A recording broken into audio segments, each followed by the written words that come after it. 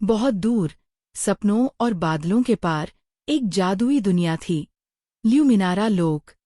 यह कोई साधारण जगह नहीं थी, बल्कि कल्पनाओं से बनी हुई एक ऐसी धरती थी जहां हर सुबह रंगीन रोशनी के साथ जन्म लेती थी।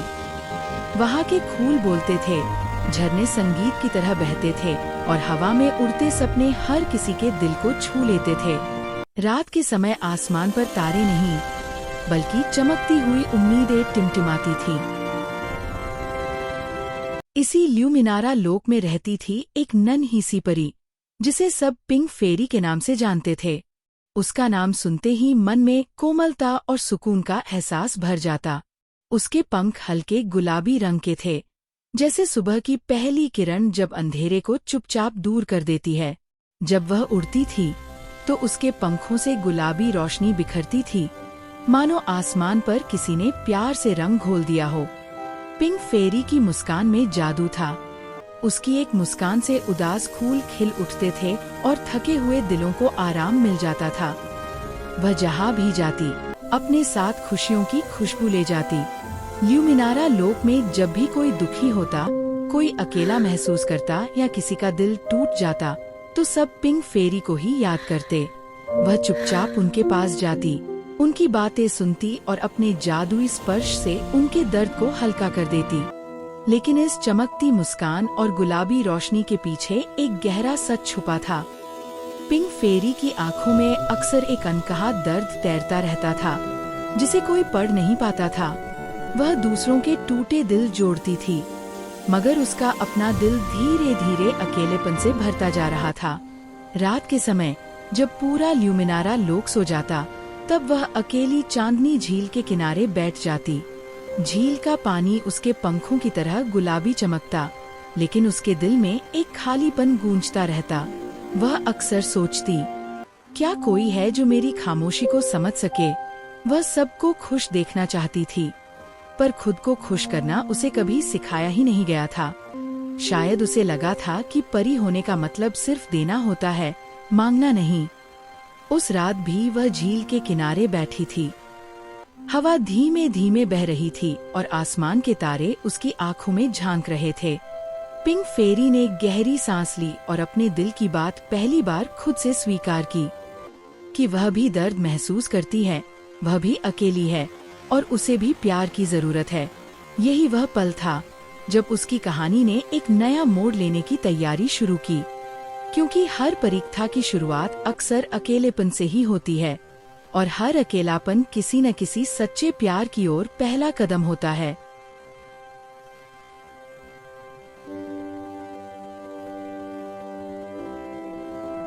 एक समय ऐसा भी आया था जब पिंक फेरी के जीवन में प्यार ने दस्तक दी। यह प्यार अचानक नहीं था, बल्कि धीरे धीरे उसकी खामोशी में पनपा था। उस प्यार का नाम था एरियन, एक बहादुर परियोद्धा जिसके पंख मजबूत थे और आंखों में साहस की चमक थी।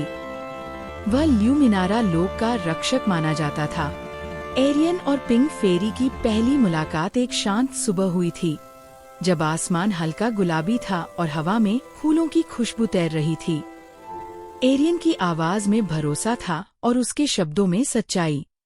वह पिंक फेरी की खामोशी को समझने की कोशिश करता, उसकी बातों को ध्यान से सुनता।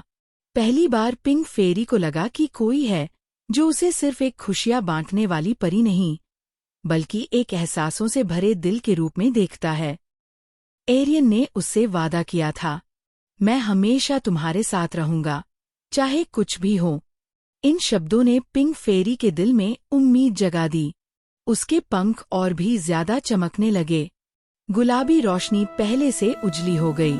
वह फिर से हंसने लगी, सपने देखने लगी। उसे लगा कि शायद अब उसका अकेलापन खत्म होने वाला है। लेकिन समय के साथ एरियन बदलने लगा। शक्ति की चाहत और अपने नाम की प्रसिद्धि का अहंकार उसके दिल में घर करने लगा। उसे लगने लगा कि उसका भविष्य ल्यूमिनारा लोक से बाहर कहीं ज्यादा उज्ज्वल है। उसने बड़े सपनों की बातें शुरू कर दी, जिनमें पिंक फेरी की जगह धीरे धीरे कम होती चली गई। एक दिन, बिना पीछे मुड़कर देखे, एरियन ने ल्यूमिनारा लोक छोड़ने का फैसला कर लिया। उसने कहा कि यह उसके जीवन का सबसे जरूरी कदम है। पिंक फेरी ने उसे रोका नहीं, क्योंकि वह प्यार को बांधकर नहीं रखना चाहती थी। लेकिन उसके दिल के भीतर कुछ टूट गया। उस दिन पिंक फेरी ने जाना, प्यार सबसे सुंदर भी होता है और सबसे दर्दनाक भी। एरियन के जाने के बाद ल्यूमिनारा लोक वही था, लेकिन पिंक फेरी की दुनिया बदल चुकी थी। उसके पंखों की चमक फीकी पड़ गई। गुलाबी रंग अब हल्का सा धूसर दिखने लगा, जैसे उस पर दुख की धूल जम गई हो। वह उड़ती तो थी, लेकिन पहले जैसी ऊंचाई तक नहीं। रातों में वह चांदनी झील के किनारे बैठकर उस वादे को याद करती, जो कभी पूरा नहीं हुआ। उसके दिल में सवाल गूंजता, अगर प्यार सच्चा था तो वह साथ क्यों नहीं रहा। उस टूटे विश्वास ने पिंक फेरी को चुप और सतर्क बना दिया। उसने फिर से अपने दिल के दरवाजे बंद कर लिए। अब वह जान चुकी थी कि हर वादा निभाया नहीं जाता और हर प्यार हमेशा के लिए नहीं होता। लेकिन इसी टूटन के भीतर उसके जीवन की सबसे बड़ी सीख छुपी हुई थी कि सच्चा प्यार सिर्फ मिलने में नहीं, खुद को खोने के बाद खुद को फिर से पाने में भी होता है। उसी रात उसे एक बूढ़ा जादुई वृक्ष मिला, आशा वृक्ष।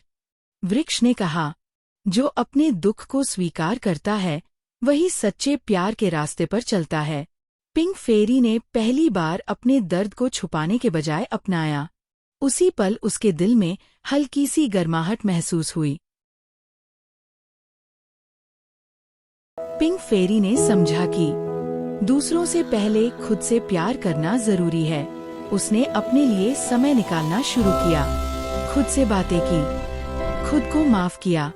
धीरे धीरे उसके पंख फिर से गुलाबी चमकने लगे।